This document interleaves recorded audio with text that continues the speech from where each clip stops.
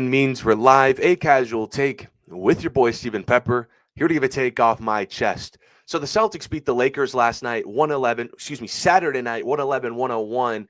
And you probably expect me as a Lakers guy to come on here and talk about a variety of topics such as LeBron's injury. How would that affect the Lakers? Can Luka carry the Lakers through this week or two stretch without LeBron? Are the Lakers pretenders?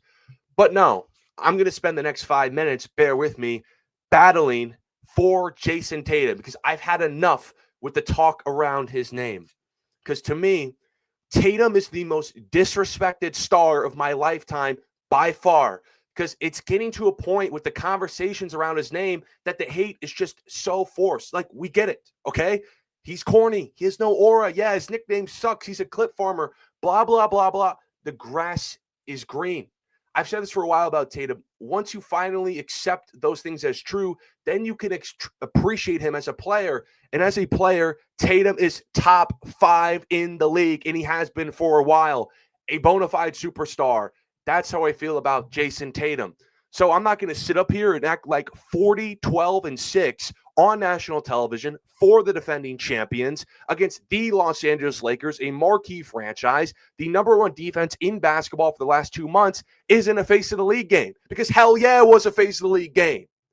So there's this meme going around about Tatum. Close your eyes, think about Tatum. What do you see?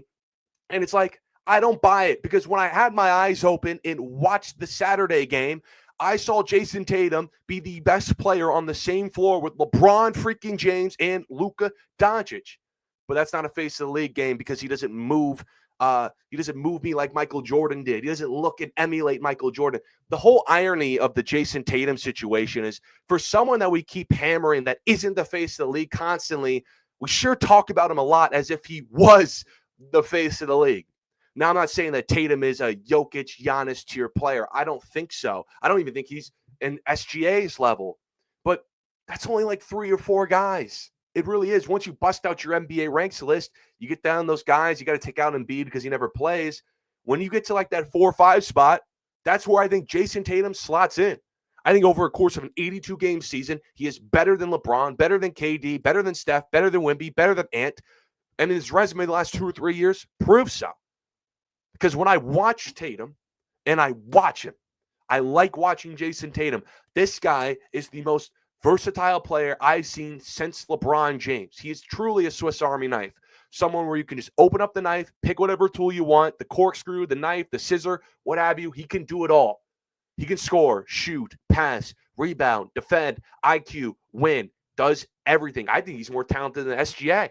My only gripe with Tatum is that he doesn't dominate consistently like the Jokic Giannis players. And that's because his game is just so jump shot reliant. He shot 16 threes against the Lakers. That is way too much because for a player his size and frame, he is so big and strong. If he just put his head down, got to the basket, we saw many instances on Saturday night. No one in the league can really stop Tatum. It's like a Giannis LeBron downhill, like just get out of my way. I'm bigger, stronger, faster than you. But he relies so much on jump shooting. But I think Tatum being so young, that his ceiling isn't capped by a shot, that he can limit those threes. Because I said in the preseason to you guys, Tatum's only 26 years old. He's only 26. We criticize him like he's this 32-year-old guy. Like, no, he still has years to go to truly be at his apex. And I think Tatum, if he can just limit those threes, he's all talented to be in that tier 1 level player. But when I hear someone I look up to in the sports media space say this about Tatum, like, when he retires, give it like 2 to 3 years, no one's going to remember him. It's like, what are we talking about? The guy has a top 5 selling jersey in the league. The guy plays for the team with the most titles in the history of the league.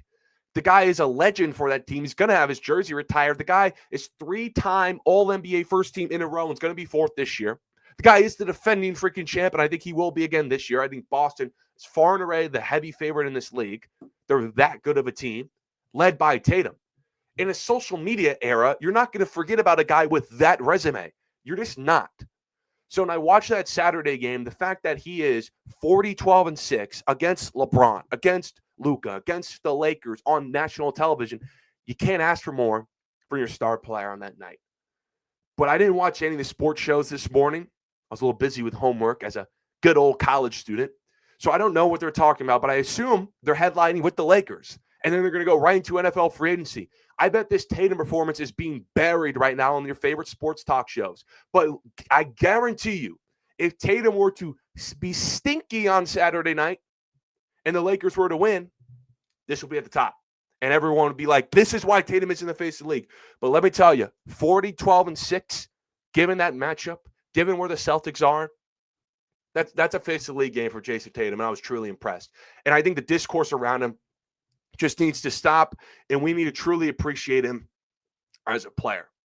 But let me know what you guys think about Jayson Tatum. I appreciate everyone for tuning into this episode of A Casual Take. Follow my social medias to stay updated on all things related to the show.